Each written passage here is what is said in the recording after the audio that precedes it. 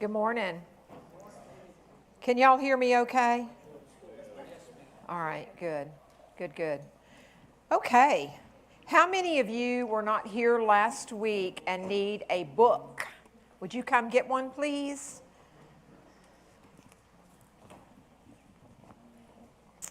There you go. Yes, missed you last week. Who else? Okay, you're welcome. And as promised, I'm going to just kind of ask y'all to pass these around. This is the schedule, okay? That's not published in the book, but it's the schedule. So, what you will see is that today you have me. Next Sunday, Deacon John. Where's Deacon? I saw Deacon come in. There he is, way over there. Okay. Deacon will be talking about the types of angels that are identified in the Bible, which we're going to touch on a little bit, tiny little bit today. And then on September 28th, we'll have Father Rainey talking about the fall of Lucifer and the origin of demons. So that should be a very popular attended session, I would imagine. So today what we're going to do is to actually unpack a little bit about the creation of angels, looking at the role that they play in the divine plan. This is also going to involve a little bit of what we did last week, which is looking at, I'll be saying, you'll hear me say this, okay, I'm going to touch on this, but somebody else is going to explore this in more depth and more detail later on.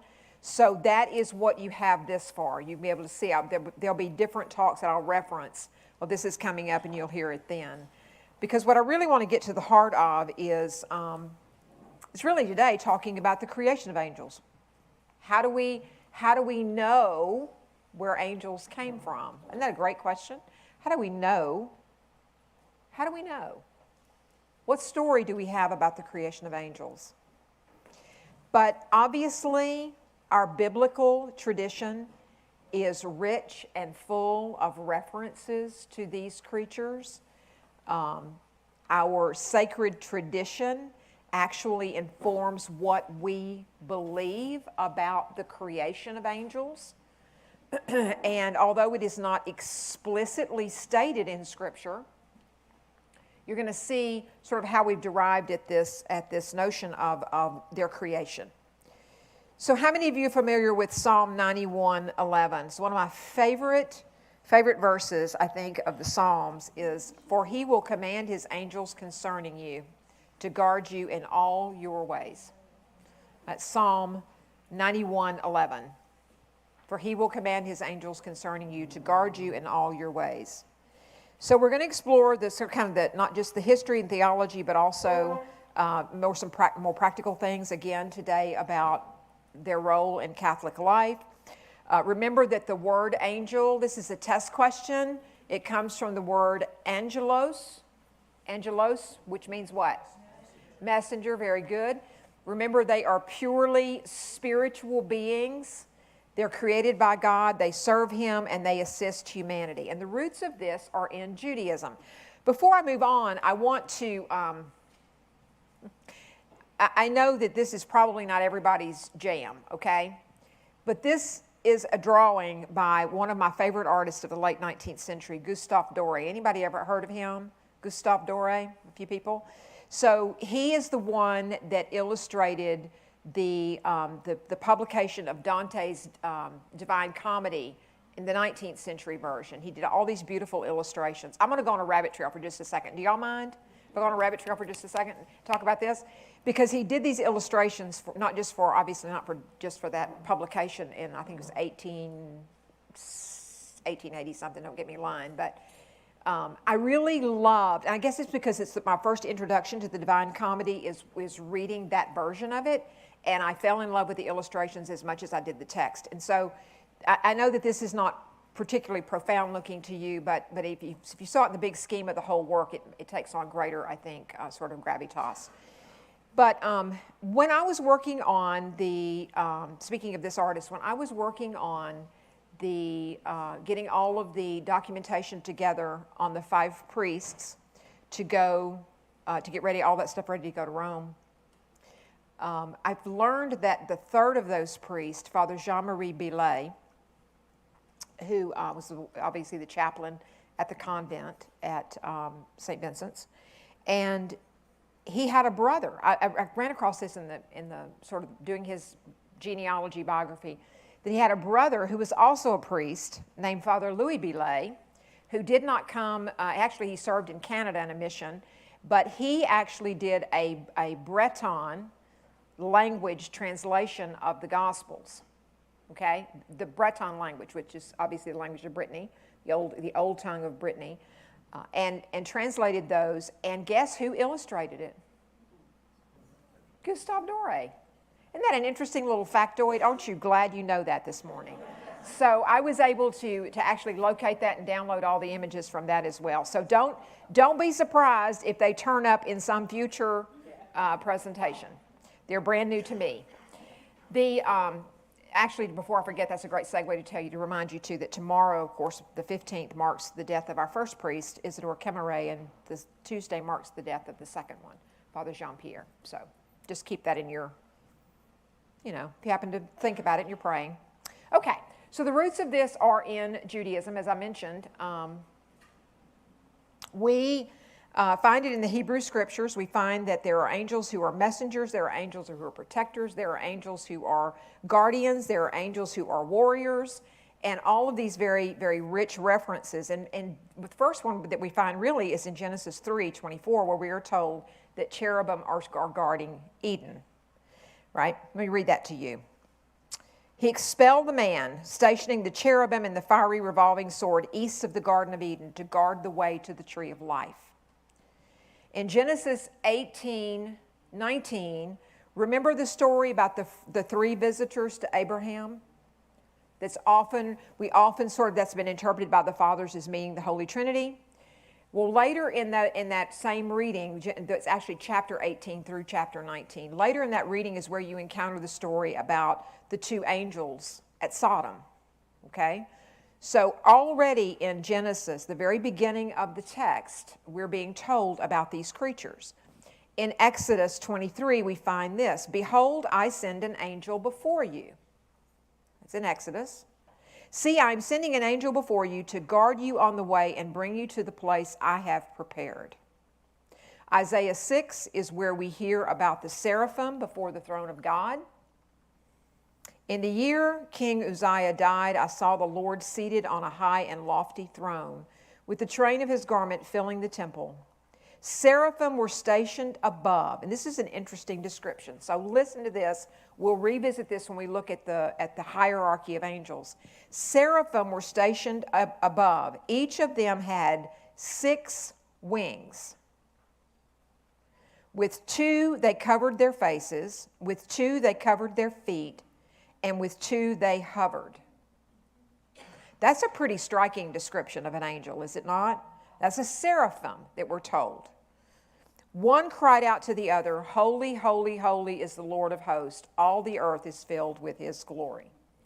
And then, of course, in Daniel, chapters 10 through 12 is where we find Michael named. Michael is named as a protector and a warrior, and Gabriel is named as a messenger. Okay?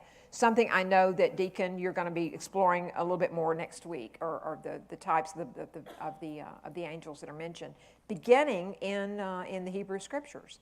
In Daniel, we see, as I said, this kind of began to emerge about Michael, especially as the archangel. And we look at the hierarchy. I'm going to show you archangels are really pretty low down on the hierarchy. But he has a pretty important job. I think we can all agree on that. Again, that's something that Father Rainey will be talking a lot more about on the 28th. So we do see the development of the angelic hierarchy. It happens during the period we call Second Temple Judaism, which is about the 3rd century BC. And you have, this is actually from 2 books that are not canonical. They're not canonical text. They're not canonical to Judaism. How many of you have heard about the book of Enoch? Okay? Well, there's actually, I think, 4 books of Enoch? Because sometimes people will ask me, well, why are we not, I had a student that asked me this, why are we not reading the book of Enoch? And I said, well, there's more than one, first of all, and they're not canonical. I mean, but it's great reading. And actually, they're read, these 2, Jubilees is another one, they're read specifically, we think, during this time period, very short period of time, that they have some influence in Judaism. But think of like in our Christian faith, how we have some books that are not canonical, but we still read them because they are actually, we actually view them as beneficial. Name one that's not part of the canon, but might be what's called a deuterocanonical or a...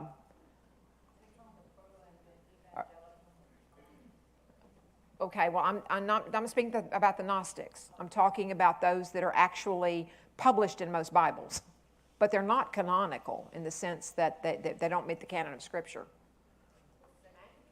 Yeah, exactly. Maccabees, 1st and 2nd Maccabees, right? We read those texts because the fathers thought they were worthy of reading, okay? But they don't meet the same test of our canon of Scripture. And I suspect the same is true that you find in Judaism, is that there are these texts that were circulating that they read because those people who were in authority believed them to be beneficial in some way. So we do see this coming out of, and they're actually found in the Dead Sea Scrolls, as a matter of fact. So that community that produced the Dead Sea Scrolls certainly believed that they were important texts.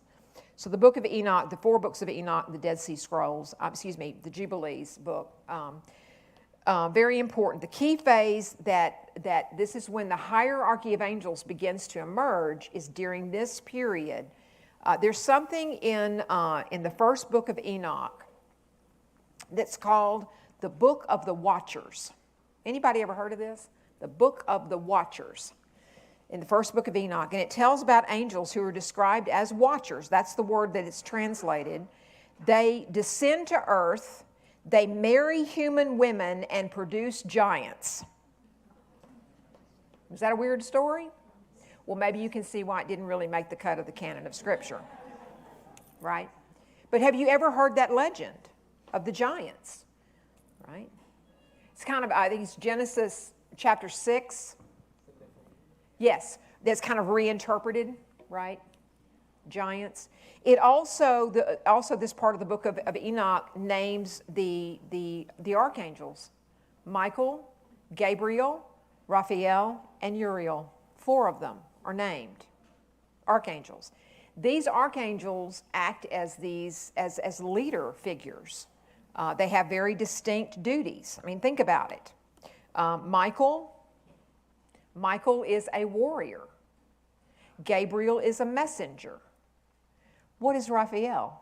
Raphael, he's a healer.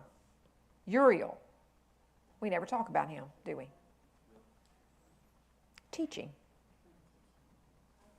Isn't that interesting? Teaching. So these other books, I mentioned the first book of Enoch, there's actually 3 more, as I said. They describe lots of ranks of angels, sometimes organized into tens of thousands of angels. They don't name a number, but it is a huge number of angels that Enoch tells us exist. They guard the cosmos, we're told in Enoch, the stars, and humans. Does that sound a little bit like where we may have gotten some of our angelology? A little bit? Now, I'm not the giant, not the coming to earth and marrying humans and producing giants, but the idea that we have these named archangels that have specific roles, and that there are literally countless numbers of these throngs of angels that were created that are in this invisible reality. Then the book of Jubilees, which comes a little bit later, Jubilees is about the 2nd century BC, speaks of, quote, angels of the presence, one type of angel, and another type of angel called angels of sanctification. 2 different kinds. And it introduces the idea that angels are not just assigned to people, they're also assigned to nations. Okay? So if you have a kingdom are a realm. We would more be likely to think of the idea of a nation today, that angels are actually assigned to guard nations as well. So by the late Second Temple period, we see named archangels, we see specialized ranks of angels emerging, okay? So this is 2 centuries before Christ. So by Jesus' time, Jewish thought had already recognized all of these things: angels, angelic hosts, the guardian role that Jesus explicitly mentions in sacred scripture. He mentions guardian angels. So that kind of is a great segue then to go to angels in the New Testament. There's that favorite painting that we were talking about the other day. This is the Annunciation. Isn't that beautiful? You're going to see this in your Advent reflection book, by the way. I've used all artwork of the Annunciation for all of those reflections. And how many of you still owe me a reflection? Time is fleeting. 2 weeks from today, okay? I need to have those 2 weeks from today. Angels completely surround every single aspect of the life of Christ. Every single aspect. I want you to really think about this. The major events on the timeline of Christ's life, he is accompanied by angels. The story is punctuated by angels. And I want you to kind of think about that for a minute. Somebody remind me to come back to that at the end, because that's something I want us to unpack and really talk about, what that means, that you have God incarnate whose existence here on earth, he is surrounded by angels at these very critical moments. The Annunciation, obviously, Gabriel to Mary, as we're told in the Gospel of Luke. Joseph's dream. Do y'all remember Joseph's dream? That is in Matthew. The angelic song at the Nativity. The angelic song at the Nativity. There's Joseph's dream, by the way. All right. The Nativity. Strengthening Jesus in the garden. This painting by Carl Bloch is one of my favorites. That's in Luke 22. He is comforted in the garden. And angels at the resurrection. Are we done? How about angels at the ascension? Christ proclaims the angels' roles. I mean, he throughout Scripture, there's some specific ones we're going to look at through the course of these next weeks, where he says, for example, this comes from Luke 15, he says that angels rejoice over one sinner converted. He specifically says angels rejoice. So he makes references over and over again. We get to all the way to the end of the book, to Revelation, and we find Michael, right? What does Michael do in Revelation? He casts out Satan. We all know how the book ends. Angels are on every page of this, even if they're not explicitly mentioned or referenced by name. So we have the fact that the fathers of the church really emphasized, coming out of that Jewish tradition, emphasized angels from that Jewish tradition as being specifically, separately created, not like us, very different roles than us. They are worshipers of God. They are guardians of us. They oversee all of the cosmos. Origen, Augustine, Gregory the Great, St. Ambrose of Milan, I mean, all the great, St. Jerome, all of the great doctors of the church of this early period reflected on the meaning of this. It's where we get a lot of our angelology in the Christian tradition. Pseudo-Dionysius, who's writing about the 5th to 6th century, a Christian writer, gives us what's called the celestial hierarchy that you're going to hear a lot more about when we look at St. Thomas Aquinas. And I think that is, I don't know what day that is. I know I'm doing that. I think I'm doing that. Anyway, you can find it on there. Yeah, when we come back in January 4th, St. Thomas Aquinas and the types of angels. So this is what he's doing when he specifically explores that in his Summa Theologica is he is looking at the earliest tradition of the church coming out of this writer. So he's the one who ranks the angels this way. And this is consistent across Christian thought. You see, principalities, archangels, and angels are at the bottom. Yeah? You have dominions, virtues, and powers. And again, we're going to talk about all of these and what their roles are and how we know what they are later. Then at the very top level of the hierarchy, you have the seraphim, the cherubim, and the thrones. Okay? Seraphim being the highest ranking of the angels. So we have angels in the story of creation. Yeah, go back to Genesis. Angels are creatures. They are not, there's nothing divine about them except that they were created by the divine. So we don't worship them. Yeah, we don't worship them. That's the proper orientation to have to them. We don't worship them. They're made by God, and they're made by God before humans.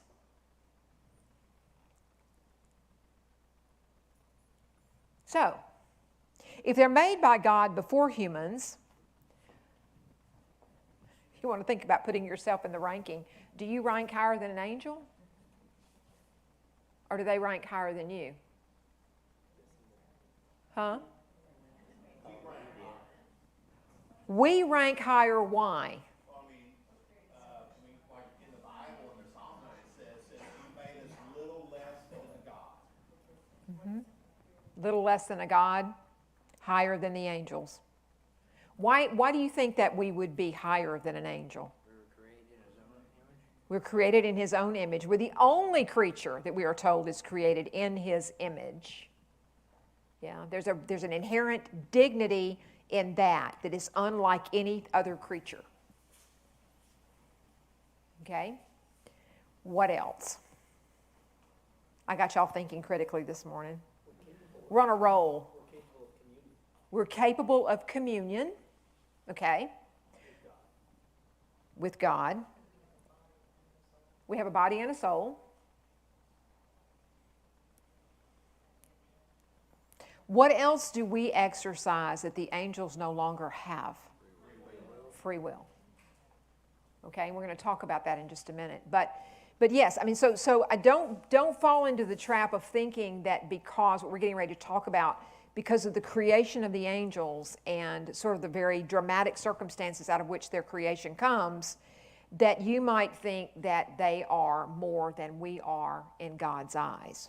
And I hear people say this all the time.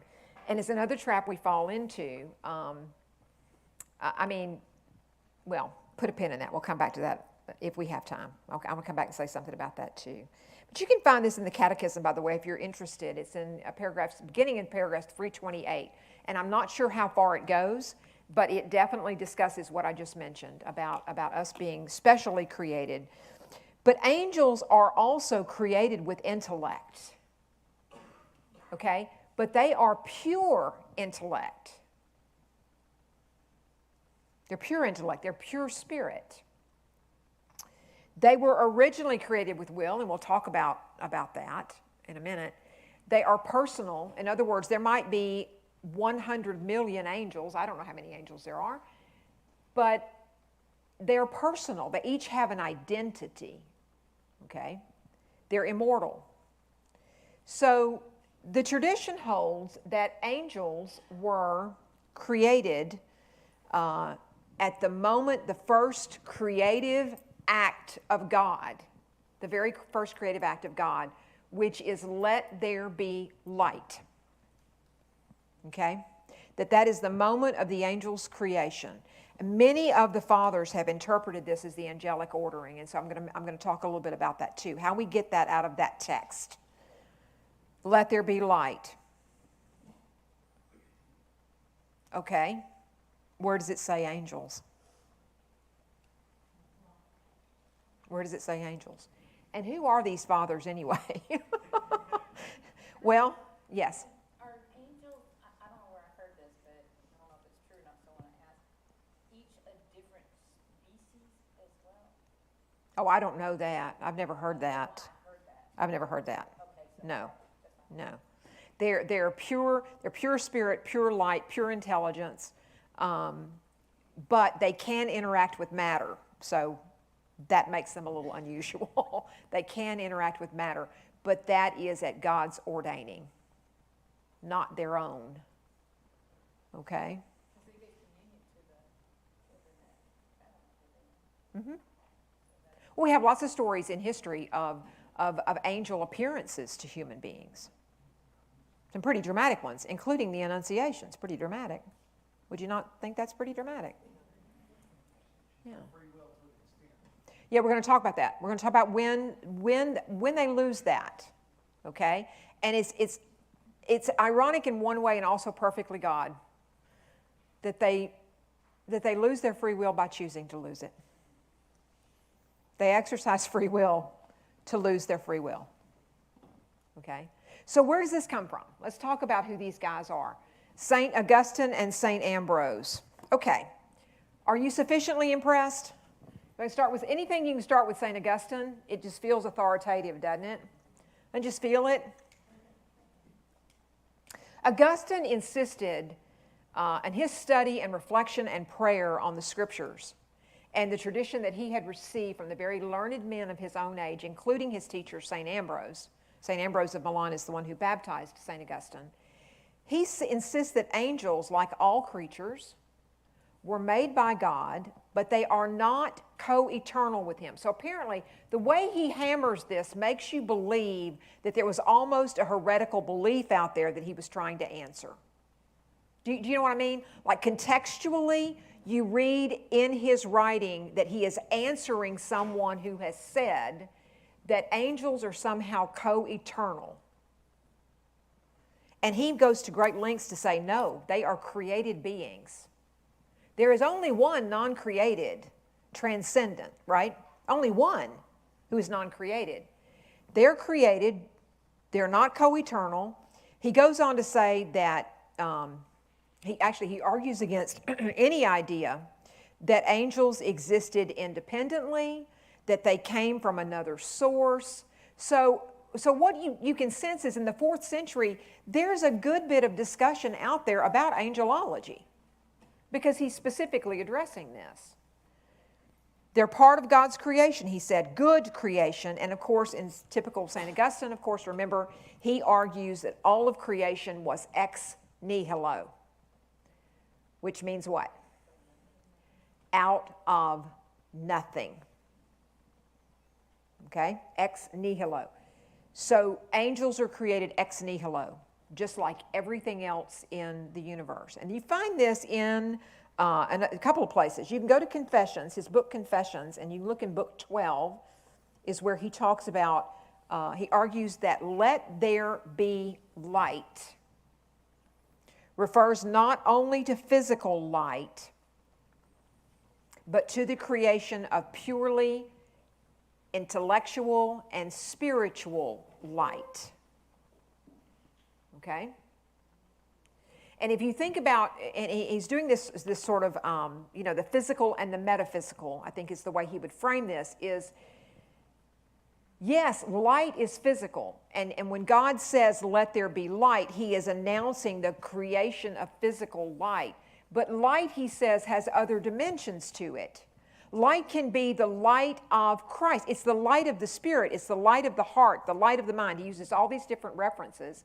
And that's when he says it's intellectual and it's spiritual, and therefore this is the point of the creation of the angels. Does that make sense? Can you kind of track that a little bit? Because they are pure light. This is when they were created. Now, he explains that later on in the Genesis narrative, when you find that God separated the light from the darkness, do y'all remember that passage? Where he separated the light from the darkness. And we think about this physically, meaning he created the day and he created the night, right? Calling the light day, calling the darkness night. That's the physical component of that. So the metaphysical component, he says, that is when Lucifer fell. That's the separation of the dark and the light spiritually. Are y'all tracking me? I'm looking around at some blank faces. I need one little nod or flicker of recognition and I'm good to go. Okay, thank you. Thank you. I did that the other day in my 8 o'clock class and they all just looked at me. Refused. I was like, okay, we're staying in class right up until 0 minute, right? But y'all get that? Like there's this, you have to understand that remember, Augustine's a philosopher, so he's exploring things like physically and metaphysically, and he sees the unity and the harmony in them. So the fact that there is a physical separation of day and night means that there is a metaphysical separation of light and darkness in the spiritual realm. Yeah? So this is the moment when the angels chose. They used their free will to choose to serve God or to not serve God. And then they never have free will again. They have one choice. Who do you serve? Do you serve me or do you serve yourself? So I guess that's kind of a great segue to the 28th, is it not? Because you know what happens. Everybody know what happens? There's one guy who says, I'm not going to serve you. And apparently, a group decided to go with him. A third. Well, some sources say a third. Decided to go with him. So you have the good angels who remain faithful, who exercise their choice to give up their own free will and forever serve God. And those who exercise their free will to turn away from God. So this is how Augustine lays it all out. The fallen ones are the ones who turn away. And they are fallen. They are fallen because where is Lucifer today? Scripturally and by tradition, where is he today? He's prowling the earth. He's on the earth. Yeah. So that's something I'm sure that Father Rainey will talk a lot more about. He also touches on this a good bit in City of God, where he places the fall of the rebellious angel. Remember, City of God is the work he wrote that is about the fall of the Western Roman Empire, and he's talking about how it doesn't matter because the City of God is eternal, and you need to be looking to the eternal city and not the earthly one. So it's in that framework that he places the fall of the rebellious angels very early, shortly after creation, and uses that as kind of a segue to talk about why this is broken here. Why the city of God is the eternal one, the perfect one, and this earthly city is not. It's because it's broken. And he goes on to again, he stresses this over and over, that they are created good, and he goes into kind of a lengthy exposition of what the good means. We were just talking about this at this table. What is good? Is there anything better than good? There's degrees of good. I mean, we could get into a whole conversation about that. But some turned, he says, some turns toward themselves, and rather than turning toward God, losing, he says, quote, losing the light of God's truth in their decision, okay? They lose the light of God's truth, and they forever dwell in darkness. Using, again, that metaphor of the separation of light and of day and night.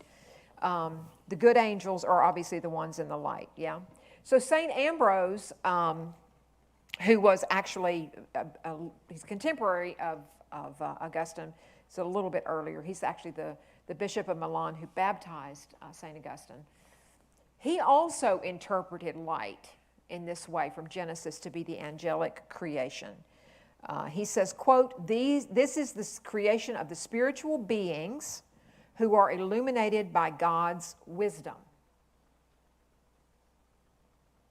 The light, therefore, and I'm quoting St. Ambrose, the light, therefore, which was made at the beginning of creation is the splendor of the angels. Okay? So what caused, and we're going to obviously unpack this a lot more on the 28th, but just as a point of setting this up, what is it that causes the fall of those angels? Pride. It is the capital sin. It is the first sin. It's the sin of the angels who decided against God. Pride. Introducing the drama forever for us of good versus evil in history. Okay, so going back to something I said last week, and then I'm going to move on because I probably won't ever finish if I keep talking about Augustine and Ambrose. But angels affirm for us, if you want to think about it this way, they affirm for us that all of creation is more than just visible matter. As we profess in our creed, and we talked about this last week, all things visible and invisible. They are this dwelling in this invisible light that is from the moment of creation. Okay? Creation has a spiritual dimension, therefore, from the very beginning. Does everybody get that? From the very beginning, creation is physical matter and it is also spiritual. Visible and invisible. It's right there in our creed. Okay, so if you wanted to look, and we're going to, again, unpack this a lot more on January 4th with me. We're going to get ready. We're going to read through the Summa together. Nobody will show up that day. That's okay. But in part one, St. Thomas Aquinas, who incidentally, among all the doctors of the church, is called the angelic doctor. It's what he's known as. You know, St. Augustine is known as what? The doctor of grace. The doctor of grace, yeah. So, because we just associate, obviously, his writings with grace. So we associate St. Thomas Aquinas with the angels and angelology, so he is the angelic doctor. And in part one of the Summa is where he really addresses the angels' natures, their intellect, how that's expressed, their movement, how do they interact with physical matter, their knowledge, I mean, all these great things. And he says, and this is really interesting because he talks about something I think that intrigues us the most about the special creation of the angels is that they are pure spirit, they are pure light, they're pure intelligence, but yet they can interact with matter. They can enter the physical dimension. So they definitely have something we don't have, right? But I also want you to remember that they are, as pure spirit, they are sort of think of them as ascending and descending before us, yes? They can ascend to the spiritual realm and be in union with God, full union with God, but they can descend to us. It's kind of cool. It's kind of cool. He goes on to talk about the fact that they have they have no bodies. They don't have a physical body, and talks about guardian angels, citing Matthew 18:10, where Jesus specifically references the angels watching over the little ones. Guardian angels assigned to individuals. So this is a period of Christian history, though. Remember, with St. Thomas Aquinas' writing is in the High Middle Ages, and it's a period that there is a lot of perhaps over-focus on the material, the physical. Do you know what I mean? That we could talk about that another time, but it's actually a school of thought called scholasticism that you see in universities, these early universities across Europe, where there's a heightened emphasis on the physical and the material world, and our knowing that because, long story short, the works of Aristotle are reintroduced into Western Europe because of the Crusades. And so scholars are having to read Aristotle and kind of synthesize him, and this is what it leads to. It leads to an emphasis on defining material aspects of our reality. So how many of you have ever heard the great medieval question, how many angels can dance on the head of a pin? There's this almost kind of ridiculous reductionism to it that you want to take everything that is spiritual and metaphysical and make it physical and quantifiable. And so this can go too far. And I think even St. Thomas Aquinas knew that this could go too far, because you kind of see him kind of trying to rein himself in at the end of this. But there's all this speculation. How do angels communicate? He wants to know that. How do they communicate with each other? Do they have song? Is that how they communicate? Do they communicate, like just psychically somehow? And you want to go, okay, calm down. Maybe we don't have to answer all those questions, right? How do they choose, he said. How did they choose in the beginning? I mean, there's really a lot of emphasis on all of these different aspects of angels that become full-blown angelology. They become part of art. They become part of a more intense part of our liturgy. Private devotions to angels in the High Middle Ages and Late Middle Ages just explode because of this heightened interest in it. And he points out at the end, that angels are the link. That thinking about that ascending and descending sort of aspect to them, they are the link between heaven and earth.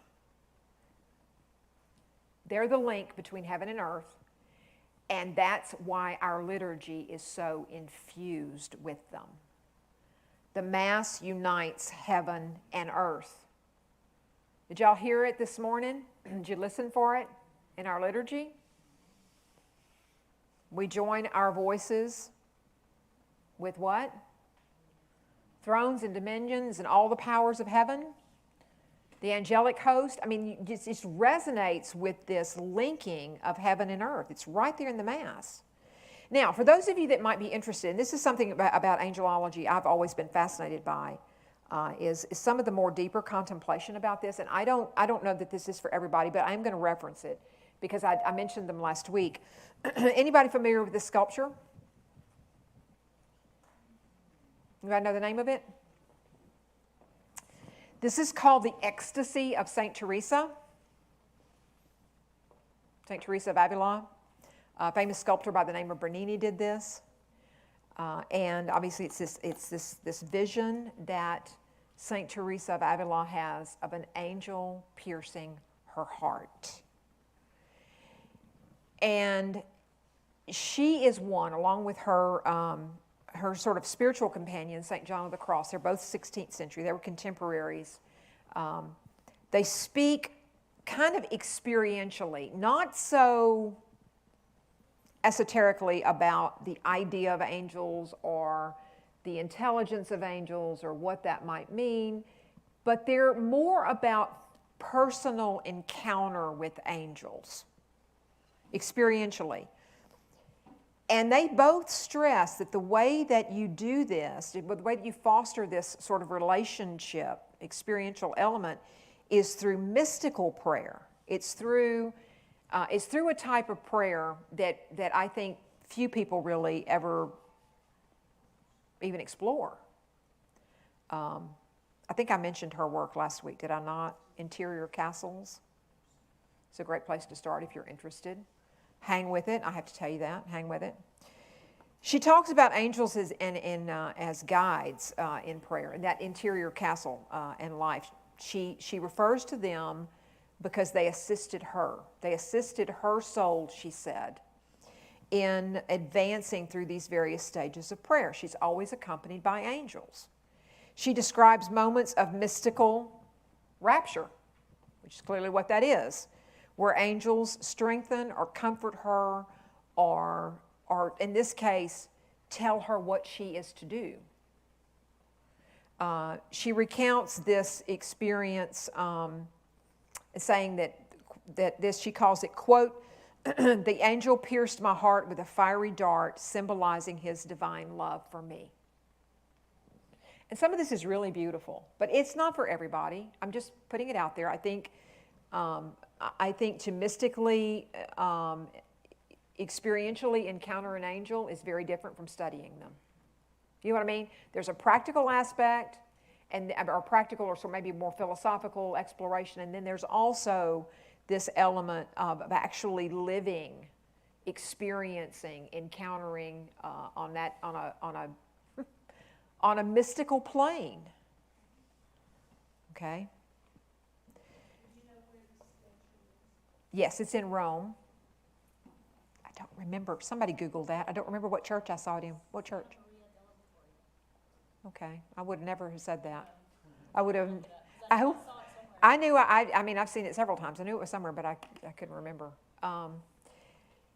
She also affirms the closeness of your guardian angel. She, in the interior castle, she wants everybody to know who reads that she has spoken with hers, and she knows that everyone has one.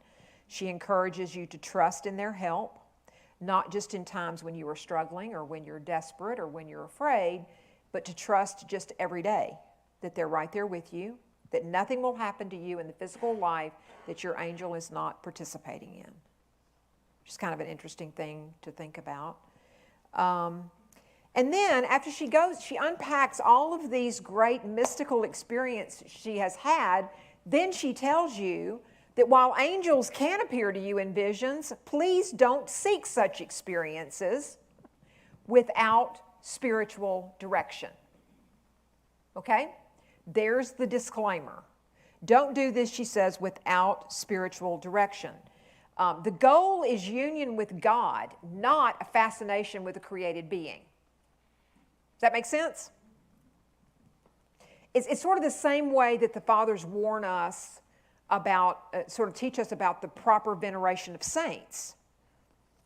You know, it's one thing to be in communion with saints and to invoke their help or to ask for their intercession. It is another thing entirely if you are seeking that over a union with God.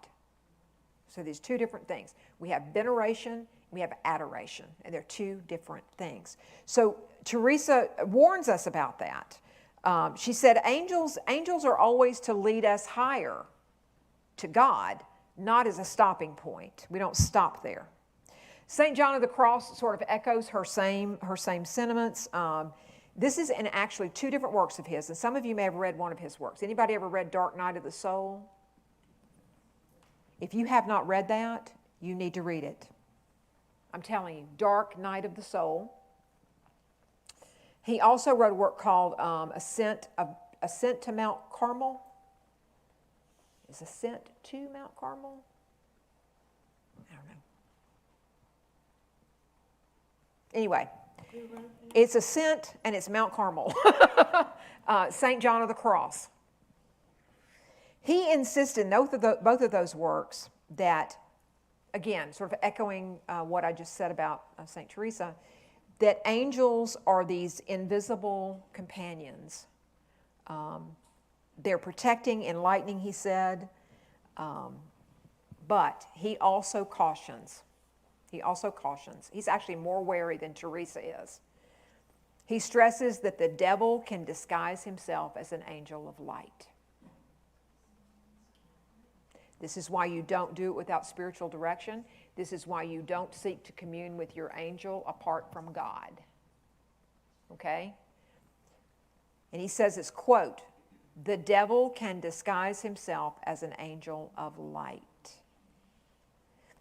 Therefore, he says, mystical experiences of angels always have to be discerned. And this is why I think, actually, these two, St. Teresa and St. John of the Cross, as I mentioned, they were spiritual companions. There's a lot of correspondence that goes back and forth between them.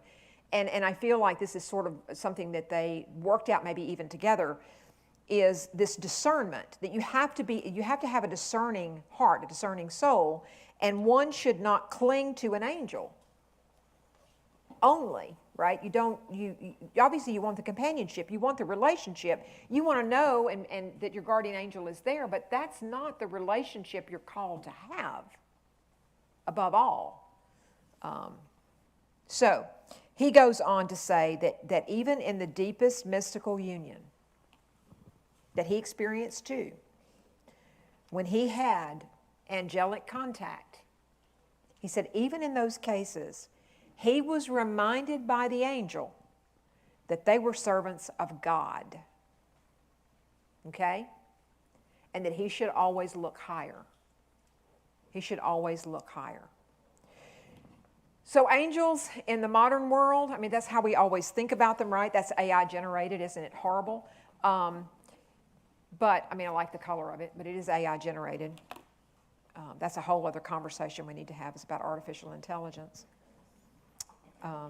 Speaking of pure intelligence, how about artificial intelligence? In the Catechism, again, I think this is beginning somewhere in like the 300s, 334. I have a reference, and I'm not sure that that's the exact starting point. But this affirms our guardian angels, their protective mission. You could go and read John Paul II's Catecheses. He wrote in 1986, quote, "The truth about angels is part of the deposit of faith." Okay? So when you think about the deposit of faith, what am I talking about? What's the deposit of faith? The great deposit of faith. Somebody said it. We know a truth, but we don't have like proof. Right, right. But the truth comes to us in the great deposit of faith two ways. It comes to us through sacred scripture, and it comes to us through sacred tradition. And so what Pope St. John Paul II was saying, he's affirming that this is part of our deposit of faith. In other words, you find it in both. Angels are in scripture and they're in our tradition. And it's, although he goes on to say that it is not paramount to the Christian faith. In other words, it's not central. This is not the central thing you need to believe. What is central to our faith is the person and nature of Jesus Christ, the Trinity, right? Sort of the ark of salvation, if you will. That's the central message of our faith. But Pope John Paul II says that angels, while they are not central, this is an interesting way he said this, they are essential. They're not central, but they're essential. You go on, you can read Pope Francis, who wrote about this as well. He encourages, typically very pastorally, I think, from his perspective, he really encouraged people to pray to their guardian angel, make that a habit daily, which I think I told y'all. That's literally the first thing when my feet hit the floor in the morning is my guardian angel prayer. Angels, I guess let me go back and say something else because I don't want to leave you with the impression. I said central, but not central, but essential. What the church is telling us is that it's not optional. I mean, angels are not optional. You can't say, well, I don't really believe in angels and be Catholic. You can't. Because what you're doing when you say you don't believe in angels is you're actually casting away both our tradition and our scripture. So it's not optional piety. It's part of Catholic belief. But like so much of our Catholic belief, it has to be rightly ordered. It has to be rightly ordered. And think about all the misunderstandings that we have about angels in our popular culture, especially that I'm dedicating actually an entire class to that on 14 December, Avoiding Pop Culture Pitfalls about Angels and Demons. Popular culture. Think about all the misunderstandings we have today out there in the world about angels. So the church warns us that there's a need for discernment. Angels always lead us to Christ, not away.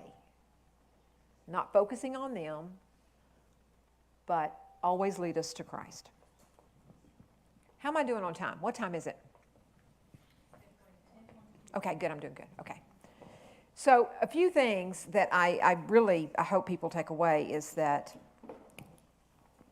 angels remind us, and I do think about angels as reminders, they remind us that we are not alone. We're never alone, even if we feel like we are. I remember vividly, some of you know my story of coming to the Catholic faith when I was a young woman, and I was baptized at the age of 18 and received my first Holy Communion and was confirmed that afternoon. All one afternoon was glorious, but I was by myself.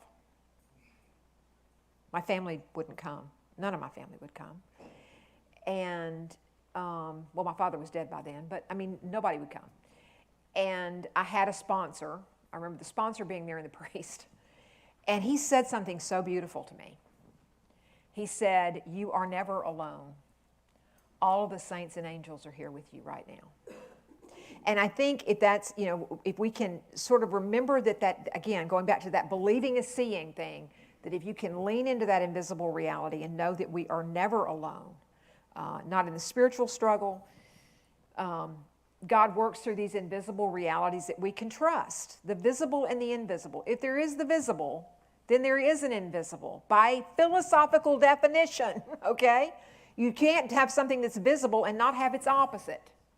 So if you can learn to sort of lean into that, those invisible realities, and trust them, I think this will also perhaps foster a right kind of devotion and relationship with angels. And then to be reminded that every person must be super precious, because we are told that every single one of us have a single angel assigned just to us. And that kind of, when you think about that, it's a little overwhelming. So, how many of you pray to your guardian angel?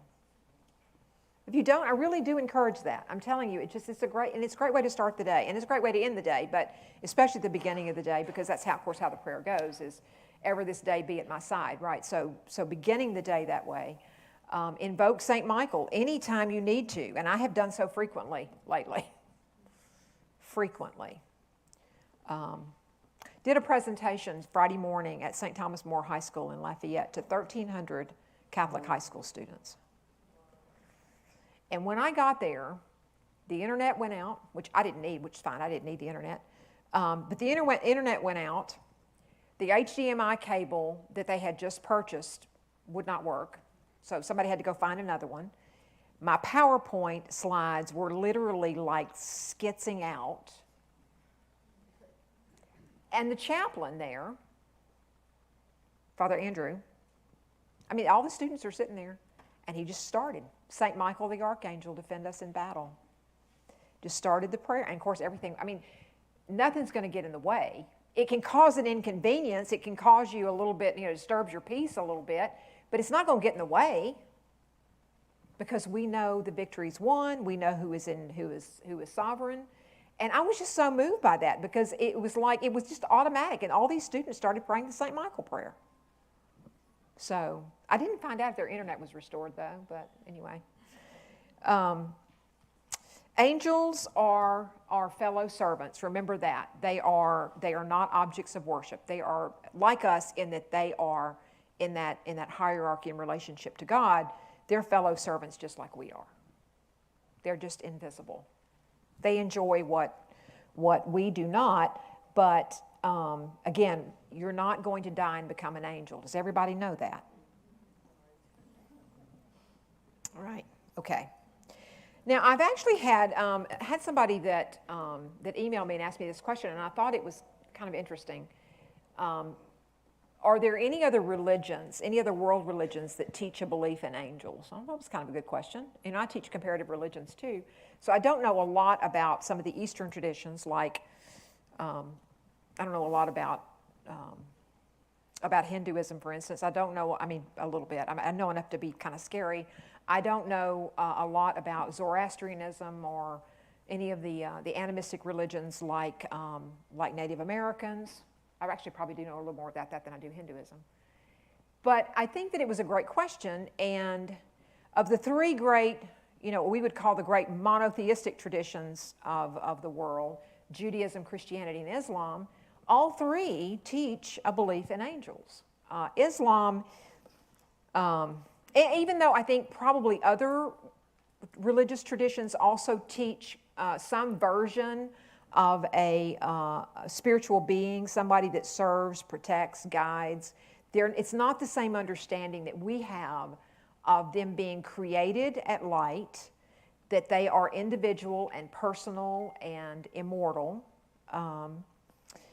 But in Islam, you find them specifically mentioned in the pillars of faith, the pillars of the Islamic faith. They've got 6 pillars, 6 traditions, 6 articles, I think they're called. And you specifically find them mentioned. They're mentioned in the Quran, and actually so much so that to deny the existence of angels in Islam would be to deny the faith for them. Why are they different? Interestingly, the Quran says that they are created from light. Okay, so there's some similarity there. We're told in the Quran that they are pure beings. This is also in the Hadith. It's called the tradition. They have a sacred tradition that's called the Hadith. We're told that they're pure light, they're pure intelligence. They do not eat, drink, or reproduce. That's good to know. They always obey Allah's will. In other words, they don't have any proactive nature, no free will. But see, here's the difference. They were never given free will. They were never given free will. You find in the Quran, you find an angel who is specifically mentioned by name. Who is it? Gabriel and, I should have said two. Gabriel and Michael. So it's kind of interesting that you find that. I mean, that they were specifically mentioned, obviously in their Arabic names. In Islam, you find something called a recorder, which is a specific angel that's assigned to every person. But here's what they're doing. They're writing down every deed you do. Just saying. Yeah, I know. So, yeah, you have Gabriel and Michael who are named angels, and then there's another one called Azrael, who's the angel of death. That's the more Hebrew name. I couldn't tell you the Arabic name for him. But the similarities are there, but certainly you see it. There's something that resonates about that. The difference is, I think, that Islam stresses that angels never had free will. They will not, cannot fall. They never had that choice. So Islam does not find, you don't find anything in Islam that sounds like the fall. The fallen angels or rebellion like Lucifer in heaven. They don't have that story. Evil beings in Islam are created separately from the angels, and that's a whole other story. They're called the jinn, and we don't have to talk about that. But I think it was a good question to say, what do we share in common in Christian belief with other traditions? And I think what you find is that Judaism and Christianity have something very unique, and therefore I think resonates with truth, is that they are created at the moment of light. God, in His love, gives all of His creation a choice, right? Do you understand how that just sounds true? That to love requires a choice. And if you don't have the choice, if you don't have free will, you can't love. God is love. So is it not consistent with His nature that all of those created beings would have a choice to love? Yeah. So anyway, I thought it was a great question, and I probably spent too much time on that. But so the short answer is yes. You do find like references to spiritual beings, guides, protectors, even in like the Native American religions. You find that there are these spiritual guides, spiritual beings that often take the form of animals. Yeah? But nothing like we have in the Catholic faith. It's not the same. Not the same at all. So, angels are real, personal, spiritual beings who have been at the entire arc of civilization, the whole story. They have been there all along from the moment of creation. Okay, any questions or comments or anything before we pray together? I think today we're going to pray together the St. Michael prayer. Yes, Chris. Ascent of Mount Carmel. I knew I didn't have the preposition right. I knew I didn't. It was when I said it, it didn't sound right. Yes. Deacon.